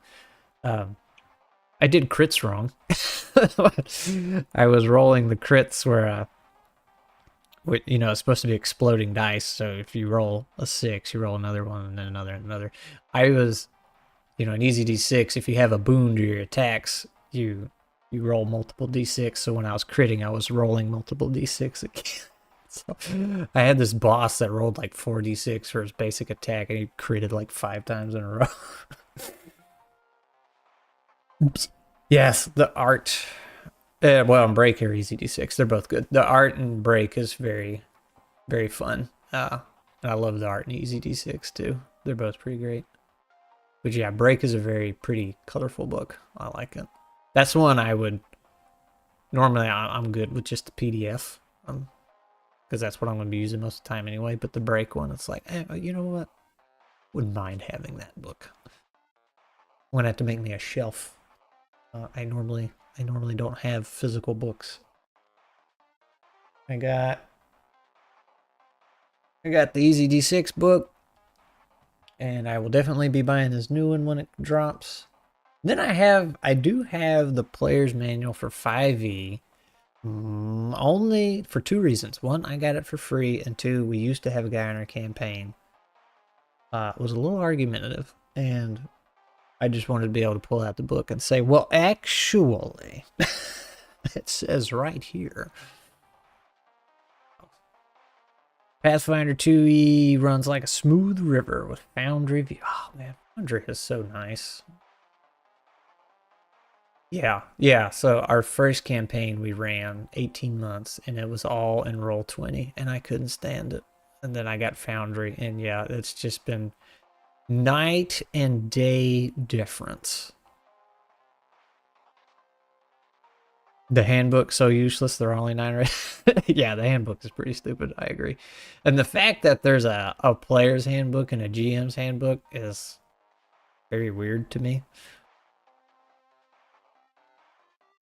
But like I said, it was free. If I had to pay for it, I wouldn't. I never would have picked it up.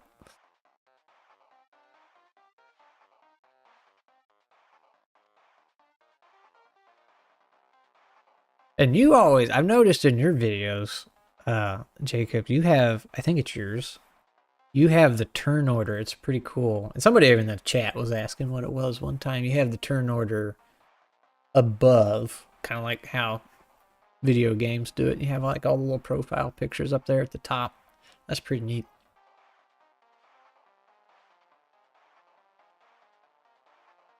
I grabbed a module or mod, whatever they're called in Foundry, for the, it puts a timer in the turn order, and the players have a fight coming up after the pit that I recently mentioned, where they have 10 seconds to make a decision on what they want to do for their turn, because something's going to be chasing them and lava's going to be rising. It's like, nope, you can't just sit there for 5 minutes reading your character sheet. You need to make a decision. I'm interested to see how well that goes. It's not 10 seconds to like, all right, find the button and roll the dice. It's like, no, you have 10 seconds to make a decision and tell me what you want to do, and then you roll. Combat carousel, I love it. Yeah, that's what it was. I don't say the problem is that wouldn't work with the timer I was just mentioned, because that's like part of the vanilla combat tracker thing that you pop out. They do have a different one. That's just a totally separate window timer. But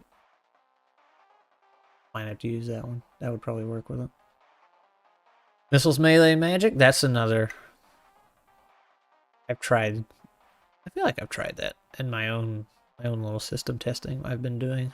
Because turn order is very, very, like, I understand why it's there, but sometimes it gets very silly. Like, we had the party was in this house, and they were kind of trying to hold their ground, and the bad guys were outside coming in, and like, because turn orders, one character was able, despite the bad guy being at the front door, one of the players, since it was their turn, they could just walk from one end of the house to the other, close the door, and like, you know, push themselves against it. It's like, you know, that's not how that works, because everything's supposed to happen, unless I'm wrong, in a round of combat in 5e. 6 seconds is supposed to pass, and everything happens at once. So it's like, okay, well, but the way it plays out is the bad guy stands there and waits his turn. You go across the whole house and shut the door, despite him being right in front of it. It's like he just want to walk through. Mm-hmm. But, you know, now it's his turn, and he has to try and break the door and stuff. It's very silly, so. And that's why the one I'm trying to make, you can still do turn orders, but you're like, okay, I want to go across here and shut this door. There's a roll you have to make, and that would obviously be a very hard roll, because like, okay, you're trying to sprint across this entire room and shut the door in front of this guy right in front of it, so odds are it's not going to work. But you still have your turn order structure. You are correct. Yep, 6 seconds. Okay. Imagine reading your character sheet, the most important thing you need to know. HP, ammo, maybe inventory. Money, yeah, that's the most important part. You gotta know how much money you have. Doesn't matter if you're fighting the BBEG and almost dead. You got to know how much gold you have. I saw somebody, there was a post somewhere, where was it? Somebody was saying 5e is super bad for new players. And they used the character sheet as an example, and everybody was blaming him. It's like, oh, if your new players don't understand the character sheet, that's a GM problem. It's like, yeah, you know, maybe the character sheet's just a bit much. I like to bribe the BBEG. See, valid strategy. You got to know how much gold you have. Now, I'll admit, at least in 5e, running these 2 campaigns that I have, I will admit, I am super duper bad with money. I don't know how to balance that at all. The first campaign, I didn't even give them any because I didn't see the need. It's like, you guys can heal yourself. You don't need potions. You don't need magic items. You got all these abilities. Like, what do you need money for? And everybody but one was like, yeah, no, gold's kind of silly. We really don't need it. And then a few levels in, somebody started complaining, and I was like, all right, gave them a bunch of gold, and they didn't do anything with it. So, in the second campaign, I've tried to give them gold for some stuff, and I was like, man, I don't know what's worth what. And I know there's a big list somebody's made, the sensible price list, or whatever it's called.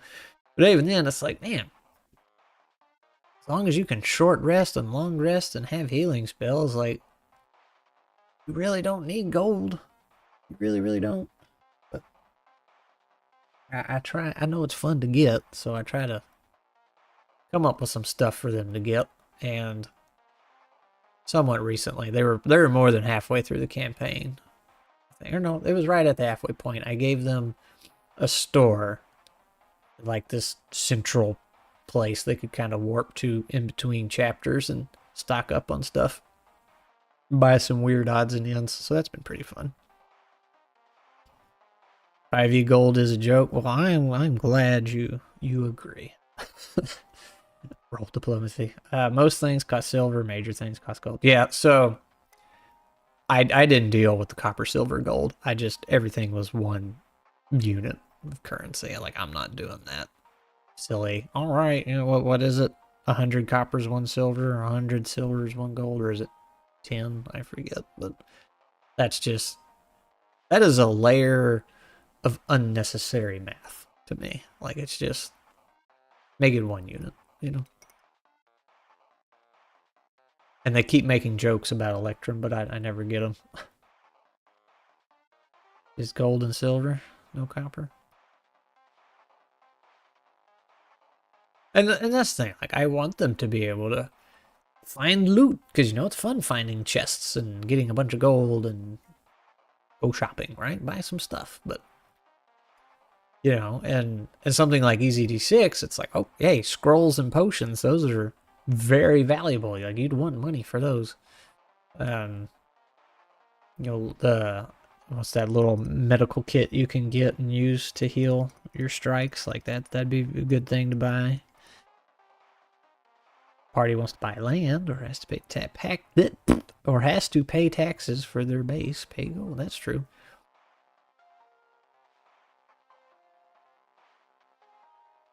Now, that's the thing. Like, in that first campaign, like, they had, because we started with the Dragon Heist module, and I threw it out after the introduction quest, and they got their manor. We just tossed the whole thing after that and made up our own thing. But they had that manor with the tavern, and they wanted to do all this,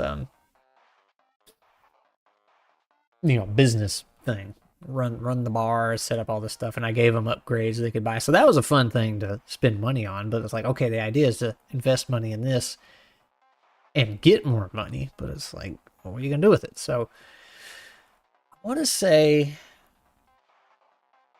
the upgrades gave them stat boosts and stuff. I think that's what I did. I know that's what I did in the second campaign with their base. They upgrade it and they can get perks from it. have the players make their own magic items. You can do that. Yeah, so the second campaign, instead of spending gold on a tavern, since they were like in this magical tower this time, it's like, okay, well, spending gold really doesn't make sense, but I tried, and they like it. They've been having fun with it. So I tried to come up with achievements for them to get, and the hard part about this is me remembering them. Like, right, you know, you have this list of achievements. It's like, okay, I got to remember when you guys actually do something. Like one was the shopkeeper had a cat in his shop, and the achievement was just pet the cat. Now they don't know what these achievements are, so well, some of them they do. If they're like something they can't force happen, like one was missed 3 times in a row, it's like you can't make that happen. So but like pet the cat, they didn't know that was an achievement. And I have on the hotbar in Foundry, it's the Xbox achievement noise. So whenever they do something, you know, I click it and it makes the noise. It's like, hey. But anyway, they get it. They do achievements, silly little achievements, and they accrue achievement points. And then they spend those points on upgrades for their tower, which then gives them stat boosts. Like if they long rest at the tower, they wake up with an extra +10 temporary HP. Couple bonuses to roll saves. Some perks with an extra ability, a little homebrew ability they all have. Things like that. It's fun. The achievements are fun. Like I said, it's very hard to remember them. Titles instead of feats. How's that work? They just get a fancy name? I've also never used feats in 5e. I opted, I believe, right? Isn't that the way it works? You can either get feats or just a +2 ability score increase. That's what we've been doing. The feats are a little crazy. I opted out of them for the first campaign because that was like my first time running it. You know, I didn't know what the heck I was doing. And it was recommended. They're like, yeah, you should probably not do feats your first time. So, and then when we did the second campaign, I completely forgot feats existed. I was like, just like, oh yeah, no, we're not doing that. Goblin Slayer, deal extra damage and attack against goblins. Hey, that's okay. Like that.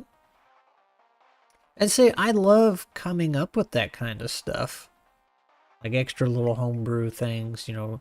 And that was my big gripe about 5e. It's like, okay, I want to make this cool sword and give it to you, or this cool piece of armor, or this cloak that does this neat thing. You know, I want to make these magic items, but like, you're so strong by default, I don't feel like I can give you anything unless I make a stupid boss for you to fight that's just a bullet sponge or something.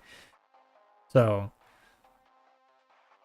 the first campaign I gave, everybody went on their own special quest and they all got a special thing in return, but it all had a downside. Like the cleric got this shield, the twin moon shield, and I think I did a video on that. Whenever a fight started, she had to choose whether she wanted to be offensive or defensive.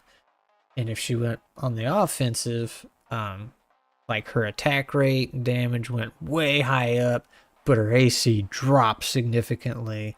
She couldn't use healing spells. She could only use offensive spells. And if she went defensive, like her AC went way high up, but her attack went way down. She could only use support spells. So it's like, all right, you know, you get stronger, but you're also going to lose some things. And then our rogue got some really cool abilities that had the potential to do really gnarly damage, but left him wide open. So and I like those kind of things anyway. You know, it's like, all right, pros and cons kind of thing. But I felt like I didn't have any other choice. Like I couldn't just straight up give you, hey, here's a cool magical sword to make your adventure a little easier, because they were already so strong. title. Yeet, you can throw anything, not nail down 30 feet. It's the yeeter.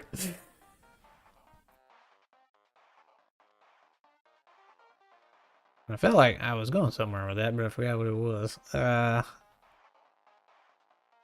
it about the upgrades? As players make their own magic item? I don't know. But yeah. 5e, I felt like 5e robbed me of that part of being the GM and giving players cool things.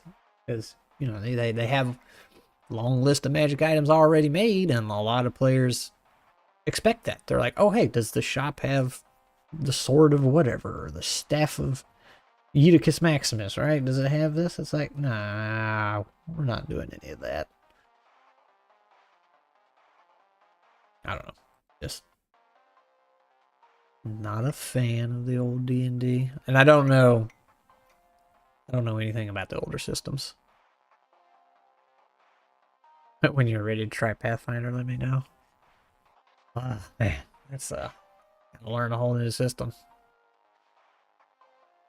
And see, that's kind of what I want to do. Getting back to trying out different systems. It's like I want to run several games. Well, not run. Like I want to run some, and then I want to play as a player in some. And I'm kind of interested in doing videos at different stages. Like, hey, excuse me. Like, hey, here's my first initial impression of this. Haven't played it. Don't know anything about it. Just looked over the book and the rules. Here's my impression. And then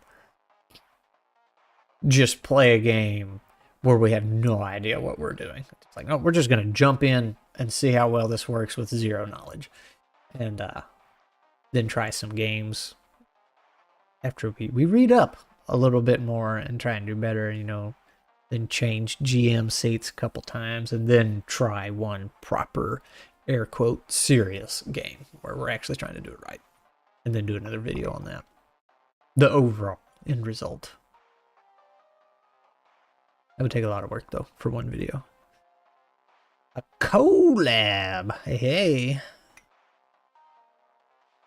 Then got to limit the title count to 3, so Dragon, Yeeter, Lolicon. As far as it goes, oh no. Yeah. Yeah, I want to get more into that. Like I said, I want to, when this campaign's over, I'm hoping if I can continue doing YouTube regularly like I am and everything else, that will open up more TTRPG time. I guess, you know, since I'm just sitting here, could have done this. Could have made the cat bigger. Not that there's much to see, it's just a big black blob. Isn't that right, cat? Whoa. Welcome back to the Squirrel Plays podcast. Yeah, you love learning and trying new games. Yeah, me too. But like I said earlier, I'm so bad at just reading something and retaining all that information. And you know, that's kind of the key part of this. So that's a struggle. That's one reason I really gravitate towards the rules light. It's like, yes, it's less to retain or less to remember. But on the same token, I feel like rules light just leave you more room to do the actual RP part of TTRPG, right? Just roleplay, have fun, go on an adventure, tell a story. And you know, different strokes for different folks. Some folks like having a bunch of rules and just rolling dice, and they don't want to do all that, and that's totally fine. What's the kitty's name? His name is Crash, like when you crash into something, because he does that a lot. He's very clumsy. And he's very big. He's a very large cat. Not like, I mean, he's pretty overall big, but he's just very, very bulky. He's kind of gotten a little fat recently, but he's still mostly just a bulky cat. Like when we got him from the shelter, you know, normally you bring every cat I've ever gotten from the shelter and seen other people, and all the cats I've seen in there, they're all usually pretty skinny, not malnourished, but you know, they're not exactly whining and dining on luxury foods, right? Because they're at the shelter. Even back then when we got him from the shelter, Crash was a very bulky, thick cat. And he was a kitten when we got him, right? He's just always been bulky. And I guess because of that, he's not the most graceful. He misses a lot of jumps. And he goes 90 miles an hour, so when he hits something, I mean, you hear it across the whole house. Just, he's pretty great though. Follows me around everywhere. Good buddy.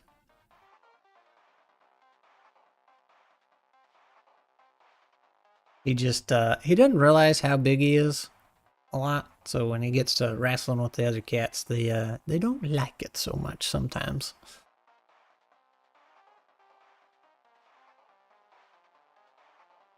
You're messing up the camera's focus.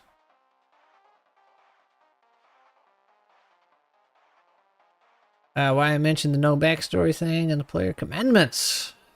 You swear your cat is part Lynx? Might be. You never know. Now, once upon a time, when I think I was in high school, my family had a black cat. And no joke, he was huge. He looked like a baby panther. Or like some kind of dwarf panther or something.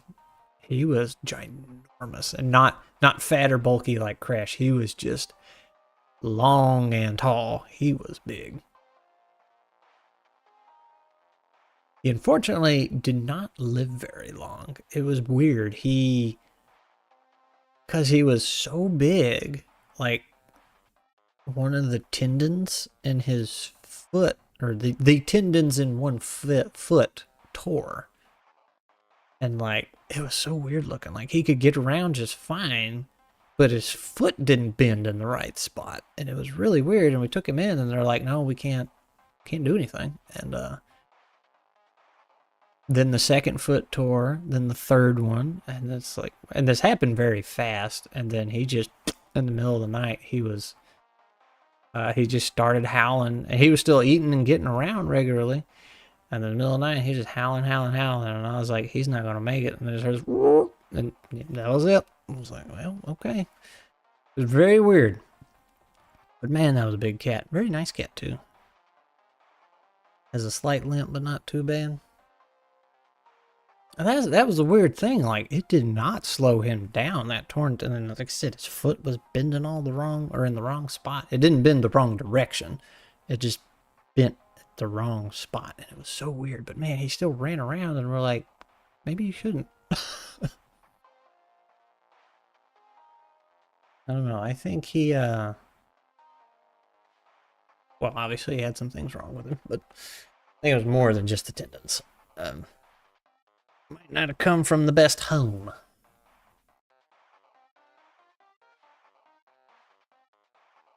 Hi, Crash.